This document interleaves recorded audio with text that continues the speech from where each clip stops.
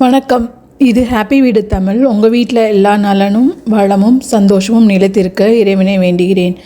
இன்றைக்கி நம்ம என்ன பார்க்க போகிறோன்னா, ஒரு பட்ஜெட் மெத்தட் தான் பார்க்க போகிறோம். 6 மாதம் நிறைய பேர் ஏற்கனவே பட்ஜெட்ஸ் போட்டு ரன் பண்ணுவாங்க. எவ்ரி மந்த் அவங்களுடைய வீட்டில் உள்ள வருமானத்தையும் செலவையும்.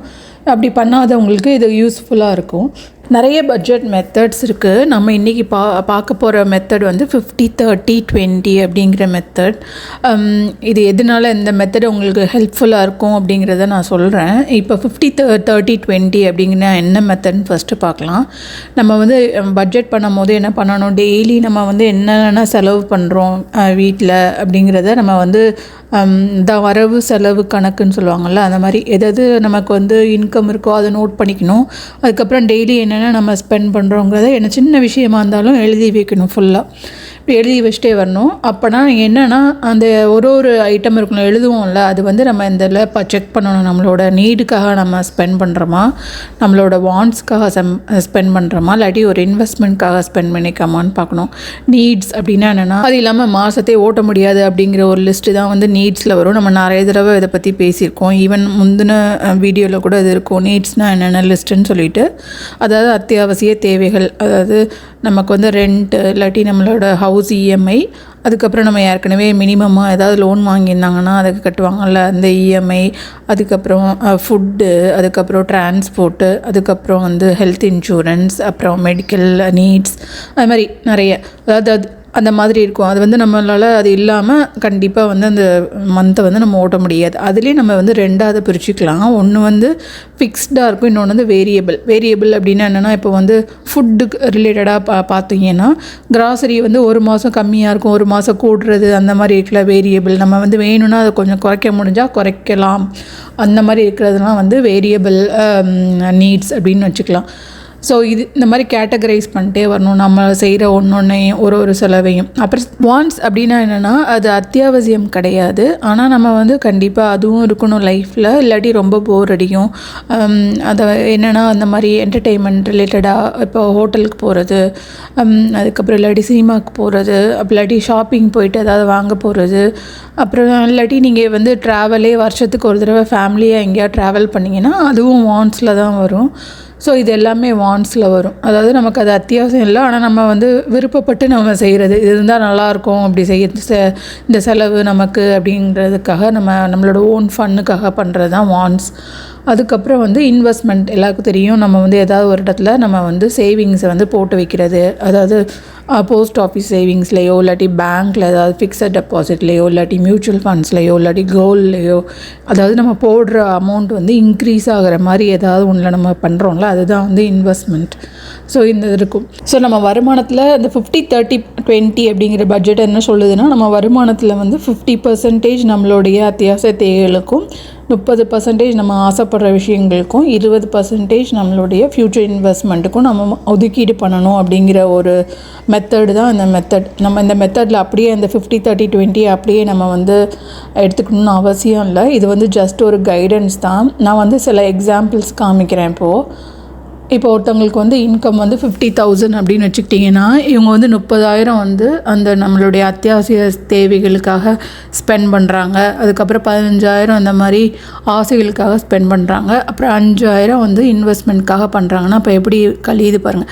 60-30-10, அந்த 60% நீட்ஸ்க்கும், 30% வாண்ட்ஸ்க்கும், 10% இன்வெஸ்ட்மெண்ட்டுக்கு தான் அவங்களால பண்ண முடியுது. அப்போ இந்த பர்டிகுலர் வீட்டில் என்ன பண்ணலாம் அப்படின்னா, அவங்க இன்வெஸ்ட்மெண்ட் ஜாஸ்தியாக பண்ணணும் அப்படின்னு நினச்சாங்கன்னா, வாண்ட்ஸ் அழகாக கம்மியாக குறைச்சிட்டு வாண்ட்ஸ்க்கு ஒரு 5,000 ருபீஸோ இல்லாட்டி 7,500 ருபீஸ் போட்டுட்டு 7,500 இன்வெஸ்ட்மெண்ட்டுக்கு அலோகேட் பண்ணலாம் ஈஸியாக. ஏன்னா அவங்களோட நீட்ஸ் நல்லா கம்மியாக தான் இருக்குது. அதனால் அவங்களுக்கு வாண்ட்ஸை ரெடியூஸ் பண்ணிக்கலாம். அப்புறம் இன்னொரு எக்ஸாம்பிள் பார்த்திங்கன்னா, இவங்க என்ன பண்ணுறாங்கன்னா, இவங்களோட நீட்ஸுக்கே 80% போயிடுது. ஆனால் வாண்ட்ஸ் இன்வெஸ்ட்மெண்ட்டையும் 10% போட்டிருக்காங்க, which is kind of okay, பேலன்ஸ்டாக இருக்குது.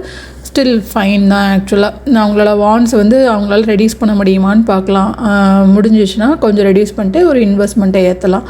அதுக்கப்புறம் மூணாவது இது பார்த்திங்கன்னா, இவங்களோட பாருங்கள் நீட்ஸ் 90% ஆஃப் த இன்கம் நீட்ஸுக்கே போயிடுது. வான்ஸ்க்கு வந்து 5,000 பண்ணாங்க. இன்வெஸ்ட்மெண்ட் வந்து பண்ணுறதே இல்லை. இது வந்து கண்டிப்பாக ஒரு டேஞ்சர் தான். ஏன்னா ஒரு இன்வெஸ்ட்மெண்ட் வந்து நம்ம வந்து எமர்ஜென்சி ஃபண்டுக்காகவாவது நம்ம சேர்த்து வைக்கணும். மினிமம் ஒரு 3 மாதத்துலேருந்து 6 மாதம் நம்மளுடைய வருமானத்தை நம்ம சேர்த்து வச்சா தான் அது வந்து எமர்ஜென்சிக்கு வந்து யூஸ்ஃபுல்லாக இருக்கும். இந்த மாதிரி இருக்கக்கூடாது. இவங்க கண்டிப்பாக அட்லீஸ்ட் வான்ஸை வந்து பாதியாக ஸ்ப்ளிட் பண்ணிவிட்டு பாதி இன்வெஸ்ட்மெண்ட் பாதி வான்ஸ்க்கு கம்மி பண்ணலாம். அதுக்கப்புறம் பார்த்திங்கன்னா இன்னொரு கேட்டகரி வந்து இப்படி இருக்கும். என்னென்னா அவங்களுடைய வருமானத்துக்கு மேலாகவே நீட்ஸுக்கே பத்தாமல் இருக்கும் ஆக்சுவலாக. அப்படி இருக்கப்போ வந்து இவங்க கண்டிப்பாக ரெட் ஜோனில் தான் இருப்பாங்க. இது வந்து நம்மளை வந்து கடனாளியாக தான் மாற்றும். இந்த மாதிரி ஜோனில் இருக்காங்க. இவங்க என்ன பண்ணணும்னா வேறு வழியே இல்லை, வருமானத்தை வந்து பெருக்கிறதுக்கு ஏதாவது வழி இருக்கான்னு தான் பார்த்தாகணும். அதுக்கப்புறம் தான் அவங்க வந்து வான்ஸ் இன்வெஸ்ட்மெண்ட் பற்றிலாம் வந்து யோசிக்கவே முடியும். இல்லாட்டி ரொம்ப வந்து கஷ்டமாயிரும்.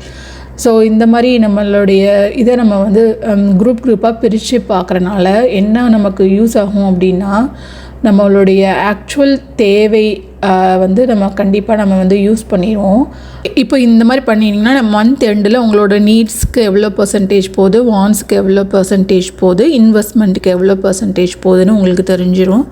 இப்போ நீங்கள் வந்து நம்ம மினிமலிசம் கான்செப்டும் நம்மளை அடாப்ட் பண்ணுறதுனால நம்ம வந்து அந்த வான்ஸில் வந்து நம்ம கொஞ்சம் கூடுதல் கவனம் செலுத்தணும். அந்த வான்ஸுங்கிறது பொருள் சார்ந்த ஆசையா அப்படிங்கிறத நம்ம பார்க்கணும்.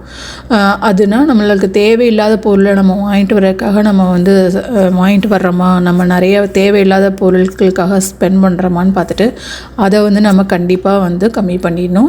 இப்போ ட்ராவல்க்கோ இல்லாட்டி யாருடைய கல்யாணத்துக்காகவோ ட்ராவல் பண்ணணும் அந்த மாதிரி ஏதாவது இருந்துச்சுன்னா அது ஓகே. அதுக்கு வந்து நம்ம என்ன பண்ணணும்னா கொஞ்சம் கொஞ்சமாக மாதம் சேர்த்து வச்சுட்டு வருஷத்துக்கு ஒரு தடவை போய் ட்ராவல் பண்ணிட்டு வரலாம். அது ஓகே தான். அந்த மாதிரி இது ப்ளஸ் சினிமாவுக்கு போகிறது, ஒரு தடவை போய் ஹோட்டலில் சாப்பிட்டு வர்றது, அதெல்லாம் வந்து கண்டிப்பாக வாழ்க்கையில் வந்து அதுவும் ஒரு நமக்கு வந்து ஒரு அதெல்லாம் வந்து போகலாம். அதெல்லாம் நம்ம வந்து அதுக்கேற்ற மாதிரி பிளான் பண்ணி சேவ் பண்ணிவிட்டு போனோம்னா நமக்கு கரெக்டாக இருக்கும். ஸோ அதுக்காக தான் அந்த மாதிரி இந்த மெத்தடில் வந்து மெயினாக அந்த 50-30-20 இந்த குரூப் பண்ணிவிட்டு நமக்கு எவ்வளோ தூரம் எந்தெந்த பர்சன்டேஜில் நம்மளால் பண்ண முடியுதுன்னு நமக்கு தெரியறதுக்காக தான் மெயினாக இந்த எக்ஸசைஸ். ஹோப் உங்களுக்கு இந்த மெத்தட் பிடிச்சிருக்குன்னு நினைக்கிறேன். நீங்கள் அப்ளை பண்ணி பார்த்துட்டு எனக்கு இந்த மந்த் எண்டில் இது ஏதாவது உங்களுக்கு யூஸ்ஃபுல்லாக இருந்துச்சான்னு சொல்லுங்கள். தேங்க்ஸ் ஃபார் வாட்சிங்.